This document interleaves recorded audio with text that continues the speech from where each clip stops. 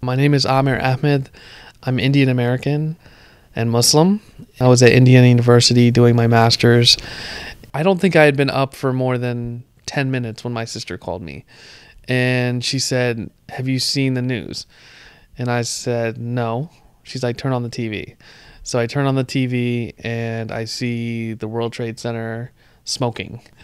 My brother lived in New York City, and my brother lived on the Upper West Side. So I kind of was like not thinking about him necessarily at the moment. I was just kind of like, I hope this wasn't a Muslim, because I immediately in my mind was like, there's going to be a huge backlash.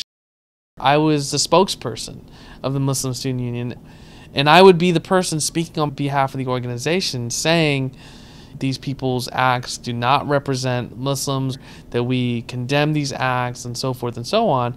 But as a result, my face and name was in newspapers. A Molotov cocktail was thrown into our mosque in the middle of the night while I was there, and it almost burned down our mosque. There were surveillance flights flown over Bloomington, Indiana by the FBI, and it got out in the media, and then there was all this freak out in Indiana perceiving Bloomington as possibly having a terrorist cell.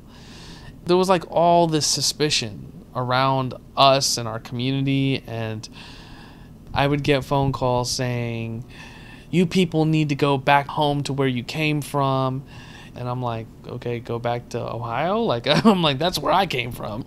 One person called and said, maybe if you cut your hair and shave your beard, that you people wouldn't be so scary to us. Which is so weird, because I don't really present myself like many other people in my community by having long hair, and there was such irrationality to a lot of it. And I understood that there was a degree of fear, but I don't think that other people's fears projected onto me or others is okay. The clearest interactions have always been in relationship to traveling. Airport security, customs, my name being on a list, or every male in our family has been on a flight watch list at one point, being pulled off planes, and people thinking that you're the terrorist that's on their plane, that kind of stuff is super intense.